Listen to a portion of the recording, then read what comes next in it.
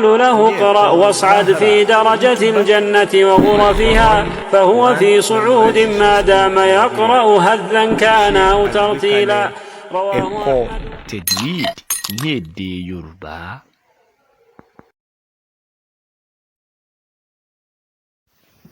إن الحمد لله نحمده ونستعينه ونستغفره ونعوذ بالله من شرور أنفسنا ومن سيئات أعمالنا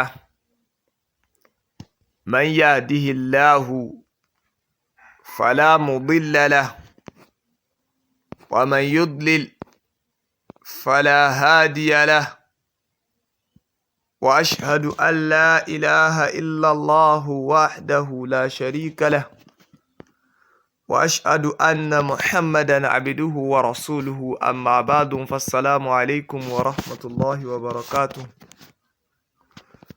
adọ́pẹ́ lọ sí ọ̀dọ̀ Ọlọ́run ọba tí ọlá rẹ̀ gbọngbọ́n jùlọ, àtọrọ ìkẹ́ ìgẹ̀ fún ẹrú jọsìn Ọlọ́run Ànábì wa Muhammad sallallahu alayhi wa alihi wa sallam. Abẹ́ Ọlọ́run tí ọlá rẹ̀ gbọngbọ́n jùlọ nínú ọlá ńlá rẹ̀ kó gba ọpẹ́ eléyìí tí a dá lọ sí ọ̀dọ̀ ẹ̀. Ìkẹ́ tí a tọrọ fún Adéwálé aṣáájú ẹ̀dá oúnṣẹ́ ńlá Ànábì wa Muhammad sallallahu alayhi wa alihi wa sallam kọ́lọ̀n kó bá mú bá. Agbègbè tí a kà lọ òun náà ni àwọn nǹkan tí wọ́n kọ fún wa láti máa ṣe nígbà tí a bá ń ka Qur'an. Lénìí pẹ̀lú yọ̀ǹda Ọlọ́run ọba tí ọlá rẹ̀ ga jùlọ. Faslu fi bayani takbir wa sababihi wa sighatihi wa ibtidaihi wa intihahi. Ibẹ̀ náà láti máa gbé ọgbà ọ̀rọ̀ tí ń ṣàlàyé ìmáa gbé Olúwa wa tóbi nígbà tá a bá ń ka Qur'an. Kí ni nǹkan tó bí ìgbọ́lọ́run tóbi? Ọ̀nà wo la máa gbà gbọ́lọ́run tóbi? Ibo ló ti bẹ̀rẹ̀, ibo ló sì parí sí? Ẹ má jẹ́ á gbàgbé pé tírà tí a ń kà náà ní Hidayatul Mustafid fi ahkami tajwid, eléyìí tó wá látọ̀dọ̀ àgbà fani àbírí máa Sheikh Muhammad ibn Mahmud rahimahullahu rahmatan wasi'ah, kọ́lọ́n kó bá kẹ́ bàbá dáadáa yìí. Àfáàní ma hukmu takbir inda khatmil Qur'an, kí ni ìdájọ́ ká máa gbé Olúwa wa tóbi nígbà tí a bá parí Qur'an? Àfáàní at-takbiru inda khatmil Qur'ani sunnah. Àfáàní máa gbé Ọlọ́run ọba tóbi nígbà tí a bá parí Qur'an, sunnah Nabi wa Muhammad sallallahu alayhi wa sallam. Ma sababu takbir, kí ni nǹkan tó bí? Òun náà ni sababuhu, àfáàní tó bí annal wahya abta'a wa ta'akhkhara an rasulillahi sallallahu alayhi wa sallam ayyaman. Wọ́n ní òun náà ni pé ìmọ̀ gbà wá yìí, iṣẹ́ ẹyọ tí máa wá bá Nabi wa Muhammad sallallahu alayhi wa sallam, ó gé fún ànábì fáwọn ọjọ́ kan. Kíílà wọ́n láwọn kan sọ pé ithna ashara, àwọn kan lọ́jọ́ 12 ni. Wa kíílà àwọn kan ní sigatu temridi ni khamsata ashara, ọjọ́ 15 ni ti ṣe 15. Wa kíílà àfáà ní àwọn kan tí ẹ sọ pé arba'ina yawman 40 days ni. Faqala al-mushrikun, àwọn ọ̀sẹ̀bọ ọ̀bàyéjẹ́ ni ta'annuta, wọ́n wá ń sọ ní ti ìgbanu gbọ̀rọ̀ náà ń yọnu sọ̀rọ̀, wa udwana ní ti jẹ́ ọ̀tá. Kí náà ń sọ? Inna Muhammadan waddahu rabbuh, wọ́n ní ẹ̀rí Muhammad yẹn Ọlọ́run ọba rẹ̀ ti fílẹ̀, ó ti gbàgbé ẹ̀. Wa qallahu, Ọlọ́run ọba rẹ̀ sì ṣe kí ni? Ó ti dágbére fún, ó ti dá dọ́rọ̀ rẹ̀. Ay abghadahu wa hajarahu, mánà kó ti bínú tó sì ti fílẹ̀. Faja'ahu Jibril alayhi salatu wassalam, alayhi salam, wọ́n ní Jibril wá bá Nabi Muhammad sallallahu alayhi wa sallam, wa alqa alayhi duha, ó wá gbé wa duha wá fún Nabi Muhammad sallallahu alayhi wa sallam, wal layli, ó sì ka wal layli fún, ila akhiriha, débi tó parí sí. Faqala an-nabi sallallahu alayhi wa sallam, Nabi sallallahu alayhi wa sallam wá sọ nígbà tí wọ́n kà fún pé, tí Jibril ti kà fún pé Allahu akbar, Ànábì wa gbọ́ Ọlọ́run ọba tí ọlá rẹ̀ ga jùlọ, ó gbé tóbi. Tasdiqan lima kana yantadhiru min al-wahyi, ilé fi ń ṣe ìjẹ́ òdodo nǹkan tí ń retí nínú wáyìí. Wa takdhiba lil kuffar, àti ìmọ̀ pé àwọn ọ̀daràn ọ̀bàyéjẹ́ àwọn kèfèrí ní ìmọ̀ fi pè wọ́n nírọ́. Wa qila ghayru dhalik, àmì tí ẹ̀sán tó yàtọ̀ sí. Ṣùgbọ́n ọ̀rọ̀ tí wọ́n mú wáyìí látọ̀dọ̀ Ànábì Muhammad sallallahu alayhi wa sallam, àwọn olùmọ̀ hadith wọ́n tàn yẹ́bẹ́yẹ́bẹ́ wọ́n sì gbọ́n gbogbo ojúpọ̀nà tó gbà wá nǹkan sì mú wá tó jẹ́ asil náà ni wípé ọ̀rọ̀ náà kò sí kíni kò ní ẹsẹ̀ ńlẹ̀ gẹ́gẹ́ bí wọ́n ti mú wáyé. wọ́n ní masigatu takbir kí ni ọ̀nà wo la máa gbà wí. wọ́n ní sigatuhu ọ̀nà rẹ̀ ọ̀nà ní ká pé Allahu akbar ká gbé Olúwa wa tóbi. ó ní wa yakunu qabla al-basmala eléyìí sì máa wà ká tó ṣe bismillah. wọ́n ní wa amma bi ni'mati rabbika fahaddith Allahu akbar bismillahir rahmanir rahim alam nashrah laka sadrak akaba. wọ́n ní waru ya ziyada wọ́n ní wọ́n tó gba ẹ̀lẹ́ rẹ̀ wá nínú ẹgbàá wa mi. ẹ̀mọ́ gbìdáwọ̀ ìwúwo náà ń sọ ìsígátù tẹ̀mírídì ni eléyìí fi ń túmọ̀ sí pé ọ̀rọ̀ yẹn náà ìlàlàáfíà rẹ̀ lẹ̀. wọ́n ní kí wọ́n máa sọ wọ́n ní tahlil ìmọ̀ ṣe la ilaha illallah. wọ́n lá Ànábì ó sọ pé Allahu akbar. wọ́n ní fatakul Ànábì wa máa sọ pé la ilaha illallah wallahu akbar yóò sọ àṣẹ bismillahir rahmanir rahim yẹn tó bá parí wa amma bi ni'mati rabbika fahaddith kó tó sọ pé bismillah yóò kọ́ sọ pé la ilaha illallah Allahu akbar yóò ṣe wá continue yóò ṣe bismillah yóò tó wá bẹ̀rẹ̀ bomi. bákan náà wọ́n ní wàzádà ba'duhum kódà apá kan ní wọ́n ti sọ pé kódà Ànábì àtúmọ̀ fọpẹ́ fọ́lọ́run lẹ́yìn ìgbà tó bá ṣe bẹ́ẹ̀ tán. bó na ṣe láti Ànábì wọ́n ní fatakul wọ́n ní yóò wá pé la ilaha illallah Allahu akbar walillahil hamd àṣà sọ pé bismillahir rahmanir rahim. àfààní min aina yubtada'u bitakbir níbo ni ìgbọ́lọ́n tóbi yóò ti máa bẹ̀rẹ̀. wa ila aina yakunu intiahu wọ́n níbo sì ni yóò máa parí sí. at-takbir yubtada'u bihi indal firagi min qira'ati surati duha wọ́n ní yóò máa bẹ̀rẹ̀ nígbà tá a bá ti parí suratu duha. wa intiahu yóò sì máa parí yakunu ba'da qira'ati surati qul a'udhu bi rabbin nas tí ṣe suratu nas. ìgbà tá a bá ka suratu nas tán nígbà náà látò máa dákẹ́ nípa ìmọ̀ gbé Olúwa wa tí ọlá rẹ̀ gbọ̀ngbọ̀n jùlọ tóbi. mo rò pé a ti gbọ́ àlàyé yẹn yé báwọn ìmọ̀ gbé Ọlọ́run tóbi ìgbà yẹn látò máa dákẹ́. ṣé ó yé wa báwọn? mo rò pé ó ti yé wa. ṣùgbọ́n ọ̀rọ̀ yìí àwọn àfáà pín sí méjì lórí ẹ̀. àfáà tí ọkọ̀ tí a yìí orí táwọn wà tó jẹ́ pé ibẹ̀ lọ́gọ́rọ̀ àwọn kò rọ́ọ̀wù wọ́n fẹsẹ̀ jàn wípé a máa ṣe ìgbàláyè rẹ̀ wà nígbà tí a bá ń ka Quran. ṣùgbọ́n àwọn àfáà aládìs wọ́n tàn yẹ́bẹ́yẹ́bẹ́yẹ́bẹ́ wọ́n ní gbogbo àdìsì tí wọ́n gbára lé pátápátá kò sí èyí tó fẹsẹ̀ rinlẹ̀.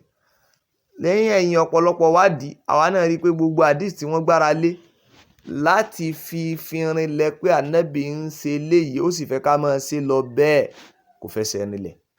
bó tilẹ̀ jẹ́ wípé amalu salaf iṣẹ́ àwọn ẹni rere ó ṣe kíni ó wà lórí ẹ̀. iṣẹ́ àwọn ẹni rere gbogbo àwọn ẹni rere tàná àwọn amsarul islam wa buldanil islam àìṣẹ́ wà lórí ẹ̀ táwọn èèyàn ń ṣe bẹ́ẹ̀ pàápàá jùlọ téèyàn bá ka kẹrọ àfáà wa ní Ibn Kathir al-Makki bóyá kọ̀ǹbùlù lèèyàn kà ní bóyá bazil lèèyàn kà ní èèyàn ò bá bẹ́ẹ̀ wípé àwọn gẹ́gẹ́gẹ́ tó pé ìsinádùn yẹn gan náà àwọn náà wọ́n gba àdìsí yẹn wá. so a rí bẹ́ẹ̀ ọ̀pọ̀lọpọ̀ ẹ̀ sì lọ padà forí gbogbo àwọn tórùkù míì tó wá fún àdìsí yẹn ó ń padà lọ ń forí sọ Ibn Kathir al-Makki tó ṣe pé wọ́n lọ́rọ̀ yẹn kò lálàáfíà.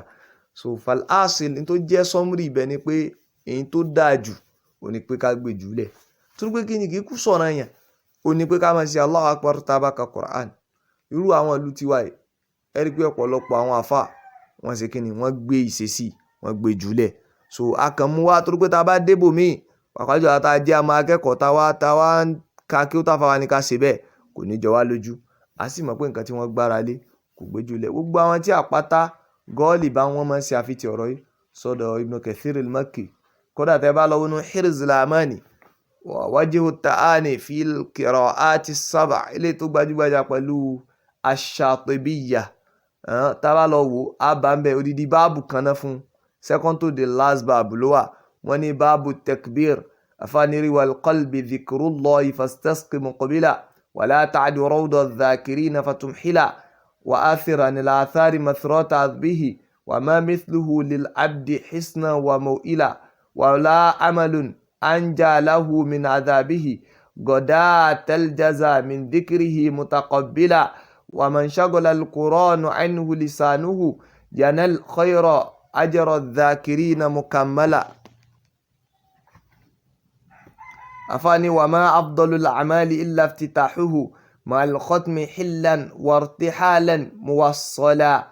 أفواني وفيه عن المكين تكبيرهم مع الخواتم قرب الختم يروى مسلسلا. أفاني àfáwọn agbó wa ń bẹ̀ pé nínú nǹkan tí wọ́n máa ń ṣe ni pé kí ni o tẹkbírì máa gbọ́ lọ́wọ́ ọba tóbi anil makin nípa àwọn ará Mẹ́kà yẹn ni tààrà Mẹ́kà Ibn Kathir al-Makki tẹkbíruhum ìgbọ́lọ́n tóbi ma'al khawatimi qurbal khatm tó gbé tó bá ti ń parí Qur'an lọ báyìí láti suratu Duha wọ́n máa gbólu àwọn tóbi wọ́n ní khatmi yurwa musalsala bá ṣe gbà wá lọ́dọ̀ àfáà inú tasalusulan kú ti gbé àwọn àfáà kà fún àfáà rẹ̀ ìgbà tá àfáà débẹ̀ gbọ́lọ́n tóbi àwọn kà fáwọn ọmọ kí ó rẹ̀ àwọn ọmọ kí ó rẹ̀ náà gbọ́lọ́n tóbi àwọn kí ó kà fáwọn ọmọ kí ó ìgbà táwọn náà débẹ̀ wọn gbọ́lọ́n tóbi àwọn kí ó kà fáwọn ṣùgbọ́n gọ́ọ̀lì bá àwọn àdìsí tasalsul ó mọ gọ́ọ̀lì bá ọ̀pọ̀lọpọ̀ ẹ̀ máa ń sábà dọ̀if àdìsí tasalsul àwọn musalsalat ó common kó máa jẹ́ dọ̀if musalsalati àwọn tó sahih ń bẹ gẹ́gẹ́ bá àwọn olùmọ̀ àdìsí fi yé wa wọn ló kéré lọ́pọ̀lọpọ̀ ó sì kéré jọjọ ṣùgbọ́n so wọ́n ní àdìsí eléyìí náà ó wà ní àwọn àdìsí tasalsul eléyìí tó ṣe kíni eléyìí tí kò lálàáfíà ṣùgbọ́n ẹja kẹ́kọ̀ọ́ láàrin àfáà ṣe nà sí àníbẹ̀rẹ̀ tí àì tó sì yẹ ká kẹ́kọ̀ọ́ mbẹ́ ká tu ní oréfè wọ́n ní riwal qalb dhikrullahi fastasqi muqbila yìí tí wọ́n fi ọkàn balẹ̀ òun náà ní ìmọ̀ rántí ọlọ́run ọba àlékiọlá àfáà ní yá máa mu omi ìrántí ọlọ́run ní ìṣẹ́jú wala ta'du rawda dhakirina fatumhila àbàtà ìrántí ọlọ́run má jìnà sí ibi tá a ti ń ka al-Qur'an ilé tàfíìd tán ti ń ha Qur'an ojú ọmọdé ní ojú àgbàlagbà bó sáyà kan ìwọ náà má jìnà sí láti lọ́mọ gbà bó sáyà kan bó ṣe kẹ́límà kan bó ṣe gbólóhùn kan ìwọ náà lọ́mọ gbà lóòrèkóòrè eléyìí náà ló ṣe déédéé àfààní wa athiranil athari mathrata azbihi gbogbo tó bá fẹ́ ṣe wọn bá ìrántí ọlọ́run tó bá ṣe jẹ́ kó jẹ́ ètò lálàáfíà dọ́dọ̀ ọlọ́run lọ́dọ̀ ànábì wa Muhammad sallallahu alaihi wasallam ma mithlu al-abdi hisna wa maw'ila torí pé kò sí tó lè sọ jù bá náà lọ gbogbo àwọn askaru ya kìdìkìdì ya kìdì ya kàdìdì ya kàdìdì ya kùndọ́ndà ya jàkàjàkàjà gbogbo eléyìí ò bùkátà sí wọ tó bá fẹ́ gbalada wọn ni wala amalun anja lahu min adhabihi kò wá sí iṣẹ́ kankan tó lè lọ níbi ìyà ọlọ́run ọba àlekè ọlá tó wá tó ń ta fẹ́ sọ gọ̀dáàtẹ̀l jaza tó ipò ọ̀ rí ẹ̀san kẹmùkẹmù min dhikrihi mutaqabbala àbí kì í ṣe pé bí ká ṣe kí ni kí ìrántí ọlọ́run ilé ìtìyàn bá serious pẹ̀lú ẹ̀ wa man shaghala al-Qur'anu anhu lisanuhu ẹni tó bá jẹ́ pé àwọn lisanahu ẹni tó bá jẹ́ pé kùránì ló jẹ́ káwọn tiẹ̀ busy kò rí nǹkan míì tí ń ṣe kùránì náà ní lọ́sàn lóru náà ní gẹ́gẹ́ bí àwọn tí wọ́n wá kùránì tán wà ní tafidul kùránì àtàwọn náà tó yẹ pé àwọn ò sí ní tafid ṣùgbọ́n àmọ́ ṣe tìláwà ọmọ mùsùlùmí láìjọ àwẹ̀ ti lọ ẹlòmí ti gbé kùránì kalẹ̀ ó tún dẹ̀ mí táwẹ̀ bá tún dé so mọ́jẹ̀ orí bẹ́ẹ̀ o mọ́jẹ̀ kọ́rọ̀ tiẹ̀ rí bẹ́ẹ̀ jẹ́ ẹni tí ó máa ka Quran láàárọ̀ lọ́sàn àti lálẹ́ àfààní wà má afdalul a'mal